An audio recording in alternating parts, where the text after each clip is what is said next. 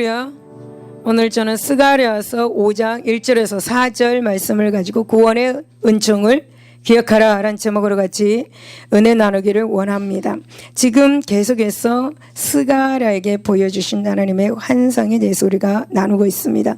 하나님께서는 지금까지 5번의 환상을 통해서 성전 재건을 감독하고 격려하고 그 다음에 성전 건축을 지도하는 대제사장 여호수아와 그리고 정치가인 스룹바벨에게 용기를 주는 환상이었습니다. 그런데 본문에 지금 언급되는 이 6번째 환상, 날아가는 두루마리, 이 환상은 이전 환상과 전혀 다른 그러한 색을 띠고 있는 것을 보게 됩니다.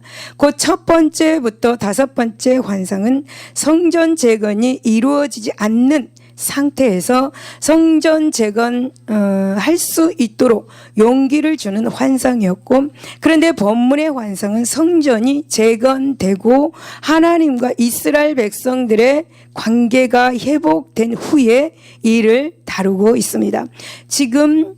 특히 지금 날아가는 두루마리의 환상은 이스라엘 백성들뿐만이 아니라 온 지면에 만연된 그런 죄악을 벌하시기 위해서 지금 이 환상을 보여주고 있는 것이죠.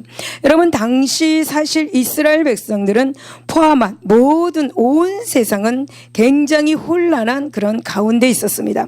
바사 제국의 등장으로 인해 가지고 바벨론이 나라는 무너졌습니다. 그런데 이 바벨론의 멸망은 많은 사람들을 놀랍게 했고 가치의 혼란을 가져다 주었습니다. 왜냐하면 바벨론은 결코 무너질 것 같지 않았음에도 불구하고 1세기도 채우지 못하고 멸망하였기 때문이죠. 또한 근동 지역의 주인이 바뀌어서 소수민족들이 독립을 주장하면서 근동 지역에는 일대 혼란이 일어나게 된 것입니다. 특히 여러분, 이스라엘 백성들은 가나안에서 돌아와서 성전을 재건함으로써 하나님의 백성으로서 지위를 회복하였습니다. 그러나 이방 족속들의 방해로 부딪히고 많은 것이었습니다. 여기에서 이스라엘 백성들은 실망하고 좌절하고 낙심을 하게 되었죠. 그리고 자신들이 철저하게 믿고 생각했던 이 성전을 통한 회복이 혹 잘못된 것은 아닌가 의심하게 되었습니다. 결국 당시는 정치 사회적으로 혼란한 때에 그런 흔히 일어날 수 있는 각종 범죄가 그렇게 온 세상에 만연하게 된 상태였습니다. 이러할 때 스가랴 선지자는 환상을 통해서 죄에 대한 공의로우신 하나님의 심판을 선포하기에 이른 것입니다. 그렇다면 이제 날아가는 두루마리 환상을 통해서 하나님께서 우리에게 주시는 교훈이 무엇인지 한번 알아보도록 하겠습니다. 첫 번째 보면, 하나님의 은총이 없다면 우리는 구원을 기대할 수가 없습니다. 스가랴는 5번째 환상 후에 또 다른 새로운 환상을 보았습니다. 그 환상의 길이는 20규빗 된 약 9m에 이르고 폭이 10규빗 곧 4.5m에 이르는 두루마리가 날아가는 그런 환상을 보았습니다. 스가랴가 환상 속에서 본 이 두루마리는 단순히 두루마리가 아닌 온 땅에 내리는 저주의 두루마리였습니다. 여러분, 펼쳐진 이 두루마리의 크기가 성막의 송소의 크기만큼 합니다. 두루마리의 크기는 또 성막의 번제단의 치수와 솔로몬의 행각과 같은 치수입니다. 성소와 번제단은 이스라엘 백성들이 하나님의 말씀을 쫓아서 거기에서 제사를 드리던 곳이었습니다. 그리고 또한 솔로몬 행각에서도 율법을 익히고 율법이 선포된 곳입니다. 이것은 바로 하나님의 법인 10계명을 지키라 라는 그런 것이었습니다. 그런데 선민들은 이 10계명을 지키지 않은 것을 본문에서 알게 되죠. 그렇다면 여러분, 하나님께서는 저주가 기록된 두루마리가 날아가는 환상을 왜 그렇게 보여주셨을까요? 그것은 당시 여러분, 선민들 가운데는 도둑질과 거짓 맹세로 죄악을 행하는 자들이 있었다라는 것을 볼 수 있죠. 여러분, 이들은 포로에서 돌아와서 너무너무 가난한 삶을 살았습니다. 이들에게는 아무것도 없었습니다. 이런 형편이 원인이 되어서 도둑질과 거짓 맹세하는 죄악을 짓게 되었습니다. 또 외부의 세력과의 관계에서도 굉장히 오랫동안 큰 어려움을 겪어야만 했습니다. 그래서 선민들의 일부가 그만 다른 사람의 것을 도둑질을 하게 되었고, 또 일부는 자기의 유익을 위해서 하나님의 이름을 빌어서 거짓 맹세하는 악행을 저질렀던 것이죠. 그러나 여러분, 이들의 이 행위는 어떠한 이유로도 용납될 수 없는 명백한 그런 죄악이었습니다. 여러분, 우리 한번 생각해 봅시다. 선민들이 과거에 바벨론에 패망하고 바벨론으로 포로되어 끌려가는 큰 수치를 당한 것이 무엇 때문이라고 여러분 생각하십니까? 그것은 바로 그들의 죄 때문이었습니다. 그들은 죄 때문에 바벨론의 포로가 되었습니다. 그들은 바벨론에서 노예로 힘든 고통의 삶을 살았습니다. 죄 때문에. 그러므로 여러분, 그들은 죄라면 치가 떨렸을 것입니다. 다시 죄를 범하지 않겠다고 결심을 했었을 것입니다. 그리고 그들은 본토로 귀환하면서 오직 하나님의 말씀에 순종하며 경건한 삶을 살기로 결단하였을 것입니다. 그런데 그들은 여러분, 본토로 돌아온 지 불과 20년도 안 되어서 그들의 다짐과 결단이 사라지고 다시 죄악을 저지르기에 이른 것입니다. 그들은 여러분, 마치 망각의 물을 마시는 듯 한 것 같습니다. 그렇게 엄청난 고통을 당하면서도 또 그들은 어떻게 이렇게 쉽게 죄를 범할 수 있을까요, 여러분? 여러분, 이것이 바로 인간의 실상입니다. 여러분, 이것은 단지 과거 이스라엘 선민들만이 아닙니다. 이것은 모든 인류, 즉 그들을 포함한 모든 사람들의 실상입니다. 인간은 여러분, 죄를 범하고 죄의 결과로 하나님의 심판을 받고 고통을 받고 신음하다가 다시 회복의 은총을 입고 또다시 죄를 짓고 또 은혜의 은총을 입고 또다시 죄를 짓지 않으리라 반석까지 마음에 굳은 맹세와 다짐을 했음에도 불구하고 금세 또 악을 저지르는 것이 바로 인간들의 모습입니다. 여러분, 그래서 성경은 인간은 로마서 3장 10절에서 17절로 너무나 정확하게 나와 있습니다. 의인은 하나도 없습니다. 하나도 없습니다. 깨닫는 자도 없고 하나님을 찾는 자도 없고 다 치우쳐 한 가지로 무익하게 되고 선을 행하는 자도 없습니다. 그런 사람은 하나도 없습니다. 목구멍은 여러분 열린 무덤입니다. 혀로는 속임을 베풀고 그 입술에는 독사의 독이 있는 것이 바로 사람입니다. 입에는 저주와 악독이 가득합니다. 그리고 그 발은 피 흘리는데 빠릅니다. 파멸과 고생이 그 길에 있어서 평강의 길을 걷지 못합니다. 눈앞에 보이는 하나님, 눈앞에 있는 하나님을 여러분 두려워함이 없습니다. 그래서 여러분 성경은 23절을 보니까 모든 사람이 죄를 범하였으면 하나님의 영광에 이르지 못하는 결과를 가지게 됩니다. 이러한 인간의 실상에서 우리는 예수 그리스도를 믿음으로 어떻게 됩니까? 구원의 은총을 입었습니다. 그것은 여러분 24절을 보면 그리스도 예수 안에 있는 성령으로 말미암아 하나님의 은혜로 값없이 의롭다 하심을 얻는 그런 자가 되었습니다. 여러분, 인간은 하나님의 무조건적인 은총이 아니고는 절대 구원에 이룰 수 없다라는 사실을 우리에게 알려주고 있죠.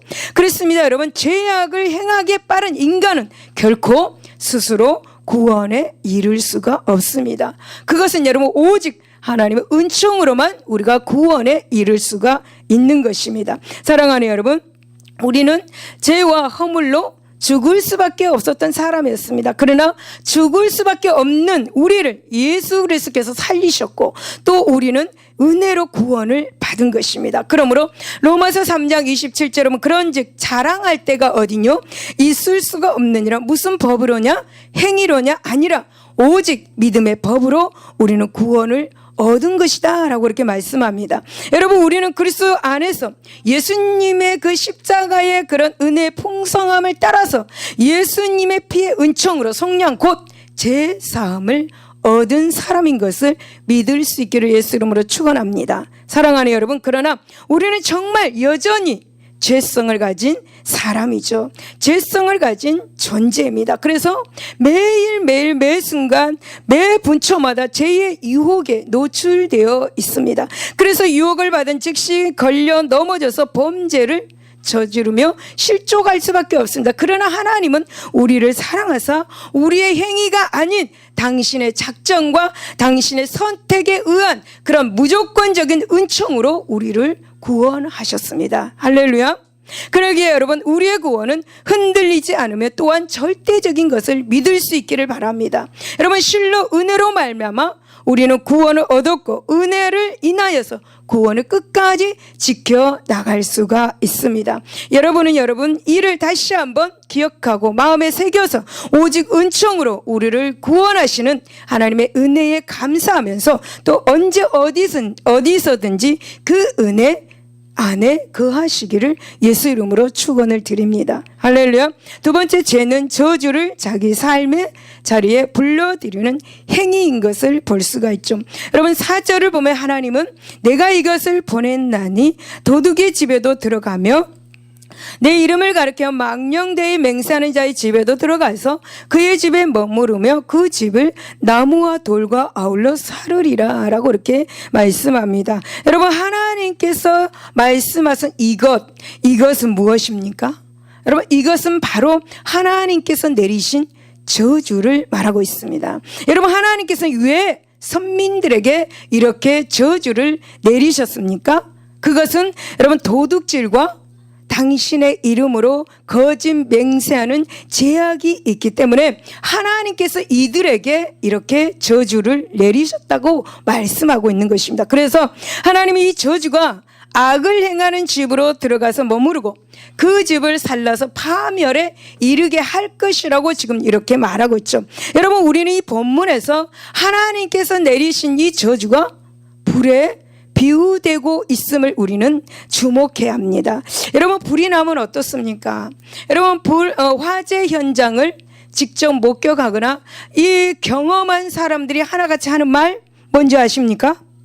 불이 그렇게 무서운 줄을 몰랐다라는 말입니다. 여러분, 불이 나면 어찌해볼 시간도 없이 순식간에 모든 것이 다 태워집니다. 모든 것을 다 아사가 버리고 말지요. 그렇게 불은 두려운 것입니다. 그래서 불을 뭐라고 합니까? 하마라고 그렇게 말하죠. 여러분, 이렇게 하마가 또 덮쳤다라고 그렇게 말을 합니다. 여러분, 1914년에 12월에 에디슨이 67세 때에 그의 실험실에 큰 화재가 발생했습니다. 그 하룻밤의 화재는 에디슨의 평생의 과업을 다 죄로 만들어버렸습니다. 손해액은 200만 달러였고 그리고 보상금은 23만 8천 달러 받게 되지 않았습니다. 그러나 그 실험실이 화재에 휩싸였을 때 에디슨은 당황하지 않았습니다. 차분하게 그 불타는 환경을 바라보고 있었습니다. 그리고 다음날 아침에 실험실에 나와보니까 폐허가 되어 있었습니다. 에디슨은 이렇게 고백합니다. 내 모든 실수가 다 타버렸으니까 하나님, 이제 제가 다시 한번 재개할 수 있도록 해주시니 감사합니다 라고 그렇게 고백했습니다. 그리고 화재가 나고 3주 후에 에디슨은 최초의 취금기를 세상에 내놓았다라는 거죠. 여러분, 불은 이렇게 파괴적이고 불은 이렇게 저주의 성격을 지니고 있습니다. 여기서 특히 중요한 사실은 이러한 하나님의 저주가 죄악을 행하는 자의 집에 들어갈 것이다 라고 그렇게 말씀하는 그런 사실입니다. 여러분, 사람들이 왜 죄를 짓는다고 생각하십니까? 사람들이 왜 죄를 짓는다고 생각하십니까? 그것은 여러분, 사람들은 그 죄로 인해서 자기 삶에 유익이 있을 거라고 생각하기 때문입니다. 그렇게 그것이 현실적으로 어떠한 이익을 가져다 준다고 기대하기 때문에 죄를 짓는 것이요. 그러나 여러분, 과연 결과는 어떻습니까? 성경은 죄에 대한 결과가 지극히 허무하고 실제적으로는 화와 저주만 가져다 준다고 말씀하고 있습니다. 한치 앞도 보지 못하는 인간의 어리석음이 결국 저주와 파멸을 몰고 온다라고 그렇게 말씀하고 있습니다. 이처럼 여러분, 범죄한 사람들의 삶의 자리가 어떻게 되는지에 대해서 성경에서 예를 들어 보겠습니다. 여러분, 창세기 3장 17절에서 23절을 보면 하나님은 아담에게 이렇게 말씀하셨습니다. 내가 아내의 말을 듣고서 내가 너에게 먹지 말라고 한 그 나무의 열매를 먹었으니 이제 땅이 너 때문에 저주를 받을 것이다. 너는 죽는 날까지 수고를 하여야만 땅에서 나는 것을 먹을 수 있을 것이다. 땅은 너에게 가시덤불과 엉겅퀴를 낼 것이고 너는 들에서 자라는 푸성귀를 먹을 것이다. 너는 흙에서 나왔으니 흙으로 돌아갈 것이다. 그때까지 너는 얼굴에 땀을 흘려야 먹을 수 있을 것이다. 너는 흙이니 흙으로 돌아갈 것이다 라고 이렇게 말씀하셨습니다. 그리고 20절에 아담은 자기 아내의 이름을 하와라고 지어줬습니다. 그 이유는 생명이 있는 모든 것의 어머니가 되기 때문이죠. 그래서 하나님께서 인간을 사랑하사 하나님께서는 그들에게 가죽옷을 만들어서 입혀주셨습니다. 그리고 다시 하나님은 그들에게 말씀하시죠. 이제 생명나무의 열매를 따먹었으니 영원히 살지 못할 것이다. 그리고 하나님은 아담과 하와를 에덴 동산에서 쫓아내시고 그가 흙에서 나왔으므로 흙을 갈게 하셨다라고 말합니다. 그리고 다시는 이제 이 에덴 동산에 들어오지 못하도록 에덴 동산 동쪽에 그룹들과 두루 도는 불칼을 두어서 생명나무의 길을 지키게 하셨습니다. 사랑하는 성도 여러분, 하나님의 명령을 어기고 선악과를 따먹는 이유는 그들이 하나님처럼 된다는 그런 기대가 있었기 때문입니다. 그러나 그 결과는 어떻게 되었습니까? 에덴 동산이라는 그들의 처소에 저주와 사망이 들어오고 그들 자신들은 에덴 동산에서 쫓겨나는 결과만을 가져오는 것을 성경을 보면서 알 수 있습니다. 그리고 또 한 예를 보면 여호수아 7장 24절에서 26절을 본 아간이라는 인물이 나옵니다. 아간은 이스라엘 자손들이 온전히 바친 물건을 훔쳐낸 도둑질하는 사람이었습니다.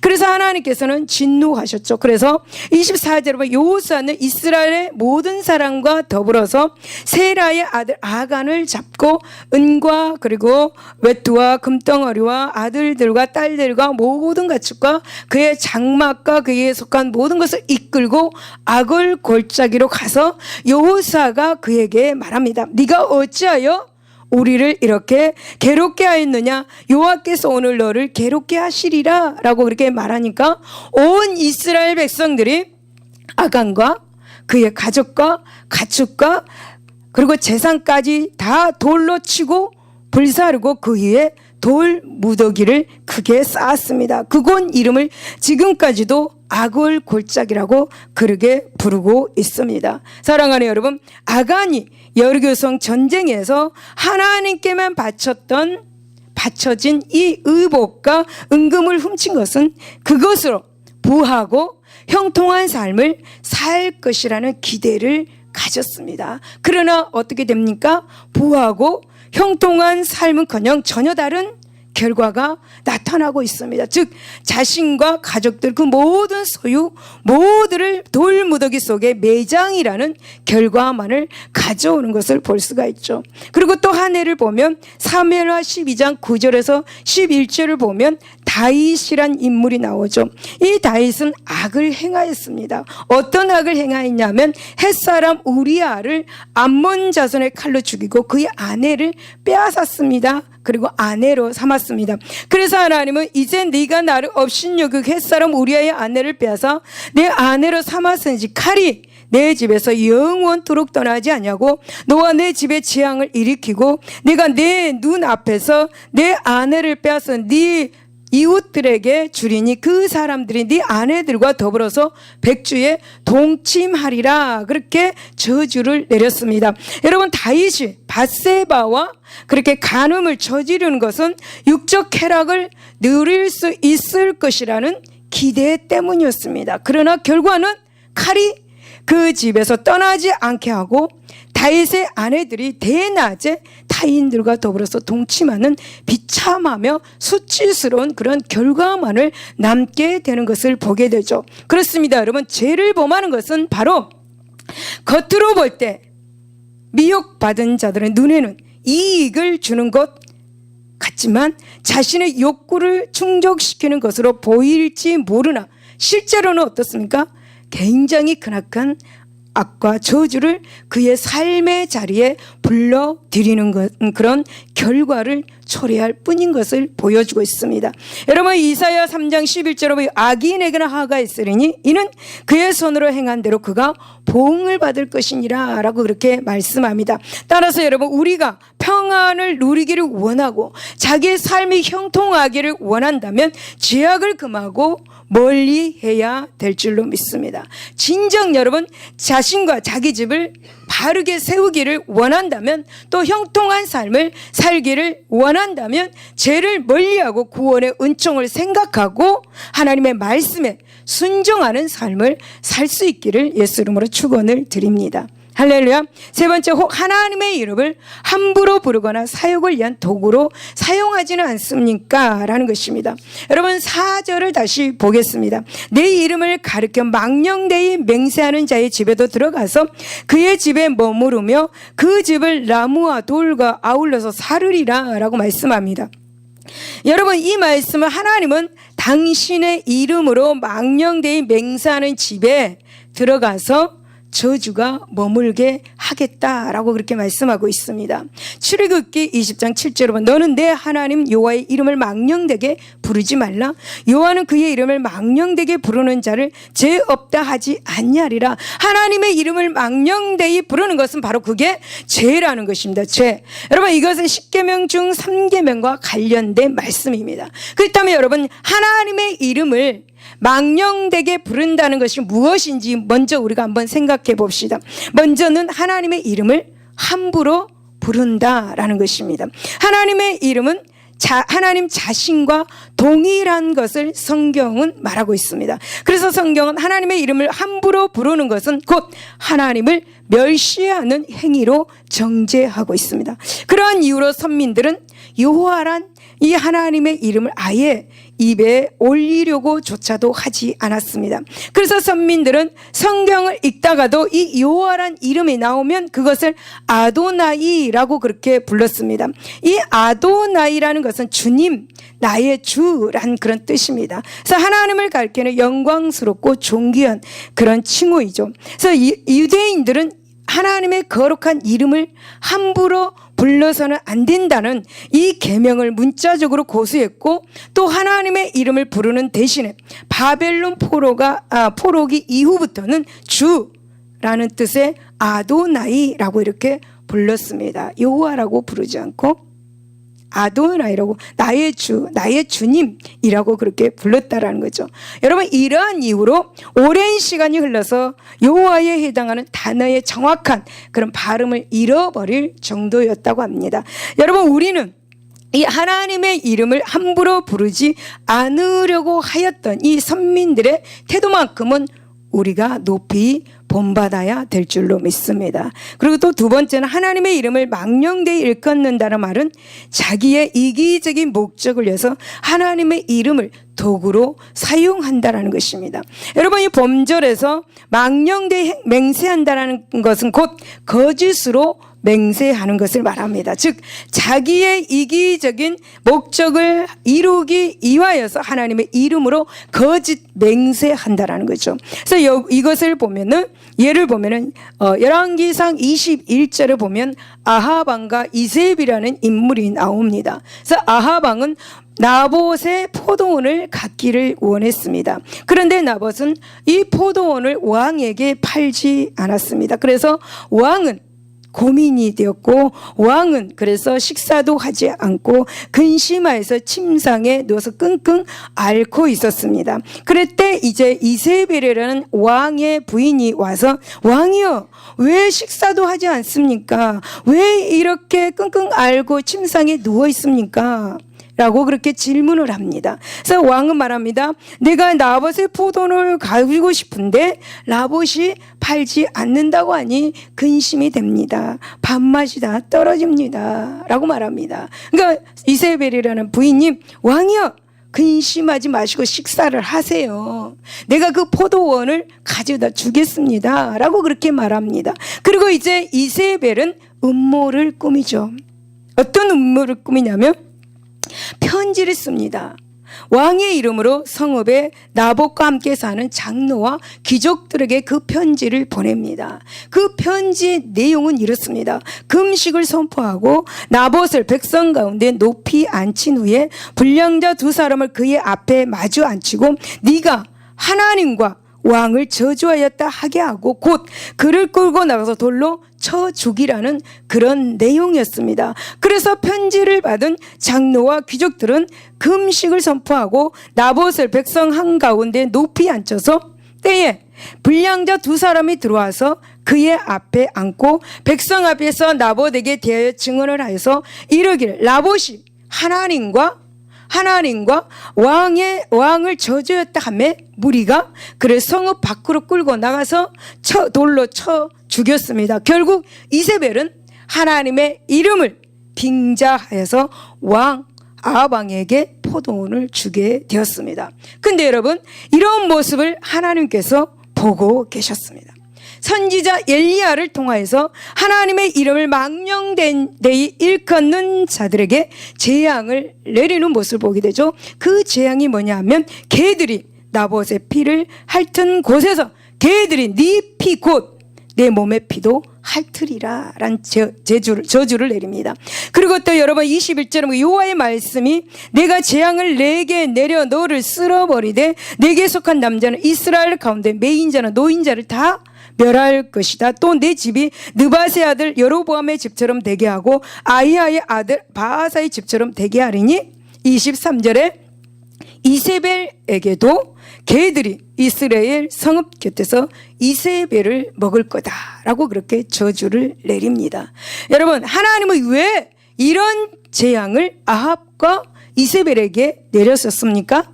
바로 여러분, 하나님의 이름을 자기의 이익의 목적을 위해서 망령되이 행하여서 하나님을 노하게 하신 까닭이었습니다. 그리고 여러분, 열왕기상 21장 13절에 나봇이 하나님과 왕을 저주하였다며 무리가 그를 성읍 밖으로 끌고 나가서 돌로 쳐 죽였죠. 그러니까 하나님의 이름을 망령되이 일컬었다라는 그것 제목으로 나봇을 성 밖에 데리고 나가서 다 쳐 죽인 거예요. 돌로. 예. 여러분, 이사야 3장 11절을 보면 악인에게는 화가 있으니 이는 그의 손으로 행한 대로 그가 보응을 받을 것이다 라고 이렇게 말씀합니다. 여러분, 고대 사람들은 자신이 하는 말에 신빙성을 높이고 상대방에게 신뢰를 얻고자 해서 높은 사람들의 이름으로 맹세를 하곤 했다고 합니다. 그래서 선민들에게 있어서는 하나님의 이름으로 그렇게 맹세하는 것이 자신의 약속이나 그리고 말에 대해서 최고의 담보를 제공하는 행위였다고 합니다. 그래서 선민들은 자신의 그 진실성을 강조하고자 할 때에 하나님의 이름으로 그렇게 맹세하곤 하였습니다. 그런데 당시 선민들은 이기적인 목적과 사사로운 이익을 위해서 하나님의 이름을 함부로 남용하였던 것이죠. 결국은 그들은 하나님의 이름을 자기 이익의 수단이나 도구 정도로 취급하는 악을 저지르고 만 것입니다. 그렇다면 여러분, 우리들은 어떻습니까? 사실 오늘날 소위 성도라 하는 자들 중에도 하나님의 이름을 여러분 농담의 소재로 사용하는 사람들을 볼 수가 있습니다. 하나님의 이름을 너무도 함부로 부르고 있습니다. 자기 자신의 유익을 위해서 하나님의 이름을 너무나 함부로 부르고 있는 것을 볼 수가 있습니다. 여러분, 심지어는 하나님의 이름을 부정적인 용도로 사용하고 또 자기의 이익의 목적을 위해서 하나님의 이름을 망령되이 일컫는 사람들도 많이 있습니다. 여러분 어떤 사람은 정치적인 것으로 정치적인 그 목적을 이루기 위해서, 또 어떤 사람은 사업상의 목적을 이루기 위해서, 어떤 사람도 자기의 거짓을 감추기 위해서 얼마나 많은 사람들이 하나님의 이름을 망령되이 그렇게 일컫는지 모르겠습니다. 심지어는 여러분, 목회자들 중에도 자기의 권위를 높이려고 하나님의 이름을 망령되이 일컫는 사람도 많습니다. 여러분, 심지어 또한 성도들도 자기의 말에 절대 복종하기 위해서 하나님의 이름을 남발하는 자들이 너무나 많이 있습니다. 여러분, 농담거리로 혹은 자기 이익을 위해서, 자기의 거짓됨을 속이기 위해서 여러분들의 이름을 이용한다고 한번 생각해 보십시오. 여러분 어떻게 생각할 것입니까? 그에 대해서 여러분이 분노하지 않을 수 있습니까? 하물며 하나님의 이름을 그처럼 사용한다면 이 어찌 용납할 수 있겠습니까? 그러므로 여러분, 진정으로 하나님을 경외한다면 결코 그 이름을 함부로 남용하지 않기를 바랍니다. 하나님의 거룩한 이름을 사사로운 목적을 위한 도구로 사용하는 악을 범해서는 안 될 것입니다. 여러분, 로마서 12장 2절을 보면 너희는 이 세대를 본받지 말고 오직 마음을 새롭게 함으로 변화를 받아 하나님의 선하시고 기뻐하시고 온전하신 뜻이 무엇인지 분별하도록 하라고 말씀합니다. 할렐루야. 여러분, 우리는 하나님의 구원의 은총을 항상 기억하고 하나님의 이름을 함부로 부르는 일이 없기를 바랍니다. 어떤 목적을 위해서 하나님의 이름으로 맹세하지 마시기를 바랍니다. 하나님의 이름을 망령되이 일컫지 마시기를 바랍니다. 우리는 여러분 항상 여러분의 삶의 자리에 예수 그리스도의 피를 사방에 뿌리시고 죄악이 틈타지 않게 하시기를 예수 이름으로 축원을 드립니다. 결론입니다.